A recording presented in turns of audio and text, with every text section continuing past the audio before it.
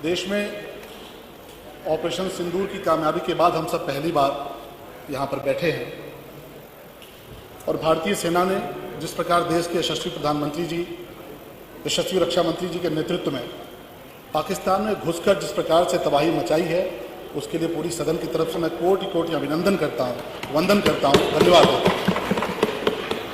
Vision document 2047 को लेकर हम सब चर्चा कर रहे हैं।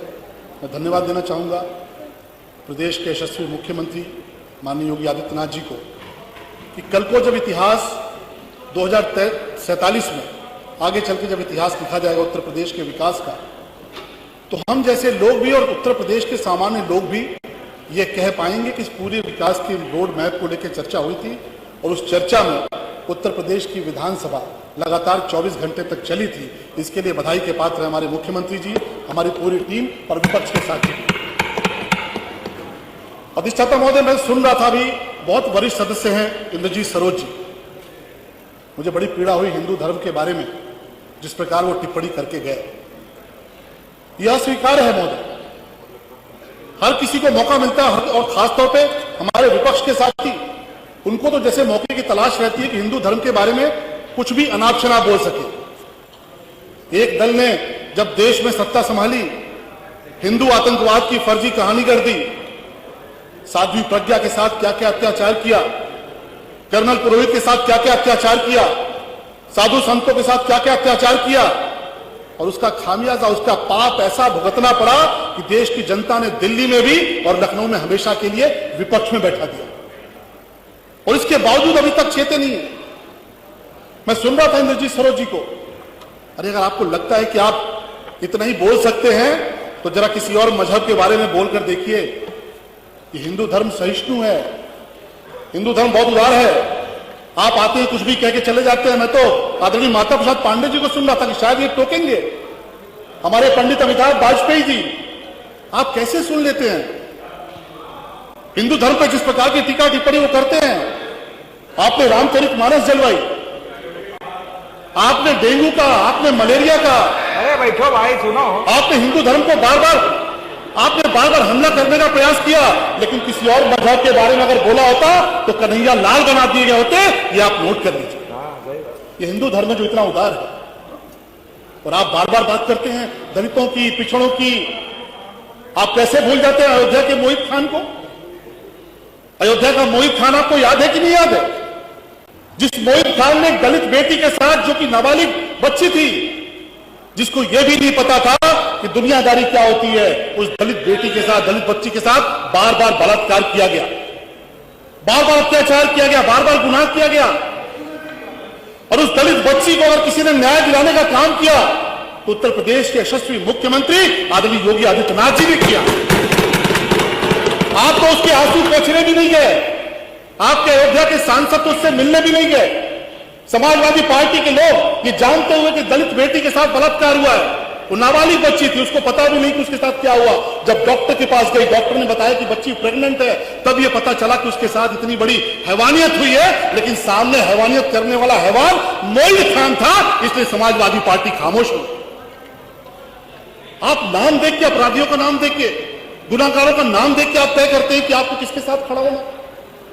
प्रतापगढ़ के भीतर दलित बेटी की हत्या कर दी जाती, हत्या करने वाला कट्टरपंथी है, समाजवादी पार्टी खामोश हो जाती। और इसलिए हम कहते हैं कि उत्तर प्रदेश में जाति और धर्म देखकर कोई कार्रवाई नहीं होती। जो बेगुनाहों पर गोली चलाता है, उत्तर प्रदेश में योगी जी के राज में वो गोली खाता है, उसको मिट्टी में मिलाया जाता है।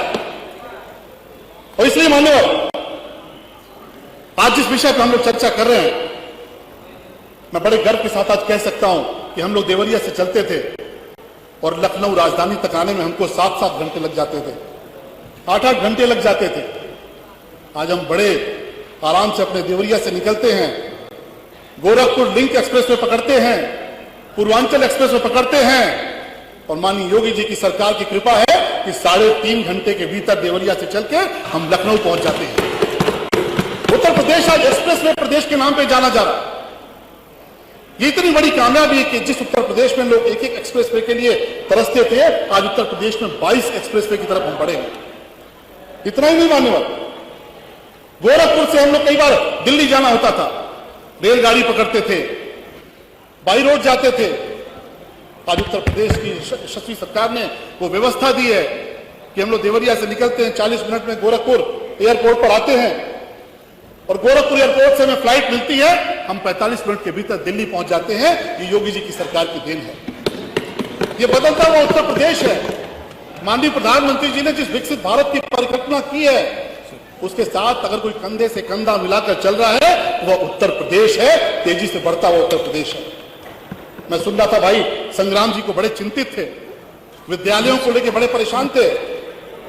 संग्राम भाई, आपने संस्कृति स्कूल, आपको याद होगा, और नहीं याद होगा तो मैं याद दिलाना चाहता हूं। उत्तर प्रदेश की राजधानी में एक स्कूल की स्थापना की गई। दिल्ली में बहुत बड़ा स्कूल है, संस्कृति स्कूल। उस स्कूल की खूबी यह है कि वहां केवल आईएएस अफसरों के बच्चे पढ़ते हैं।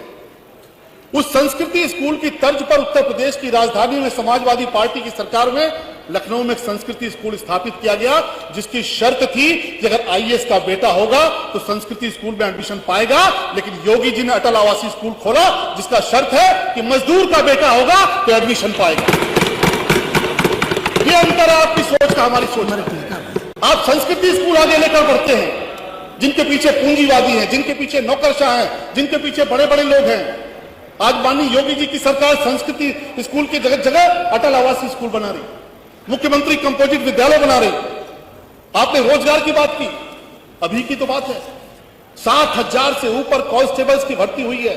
संक्षिप्त करें। 60,000 से ऊपर सिपाहियों की भर्ती हुई है। और आपने भी वो वीडियो देखे होंगे कि किस प्रकार से पूरा का पूरा मोहल्ला, पूरा का पूरा गांव इस पारदर्शी भर्ती से इतना खुश है कि जिन बच्चों की भर्तियां हुई उनको ढोल नगाड़े के साथ उनकी ट्रेनिंग की तरफ उनको विदा कर रहा।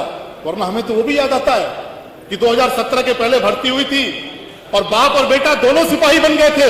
इस प्रकार की भर्तियां उत्तर प्रदेश में होती थी। लेकिन 60,000 की पारदर्शी भर्ती हुई और जिसमें 13,000 से ज्यादा हमारी बहनों को मौका मिला। निश्चित तौर पे ये बहुत बड़ा एक मौका है। मैं सबसे आह्वान करूंगा कि हम सब मिलकर इस जो डॉक्यूमेंट विजन है इसको मजबूत करने का प्रयास करें। मेरा निवेदन है, मेरा एक छोटा सा सुझाव है कि जिस प्रकार से शहरों में पूरी मैपिंग होती है, शहरों को लेकर एक पूरा विकास का एक पैमाना, विकास का मैप बनाया जाता है, उसी प्रकार गांव तक भी इसको पहुंचाया जाए। गांव में भी जलाशयों को बेहतर किया जाए, क्योंकि बहुत सारी जगहों पे जो नाली का पानी होता है, सीवर का पानी होता है, वो भी जलाशयों में पहुंच रहा है। वृक्षारोपण को लेकर माननीय योगी जी ने बहुत क्रांतिकारी काम किया है। वन क्षेत्र बढ़ा है, ग्रीन एरिया बढ़ा है। आने वाले समय में पर्यावरण बहुत बड़ी चुनौती है। हम सबको इसको युद्ध स्तर पर चलाकर हमारा जो पर्यावरण है उसको बेहतर करने का प्रयास करना चाहिए। डॉक्यूमेंट विजन 2047 को मेरी बहुत शुभकामनाएं। बहुत बहुत धन्यवाद।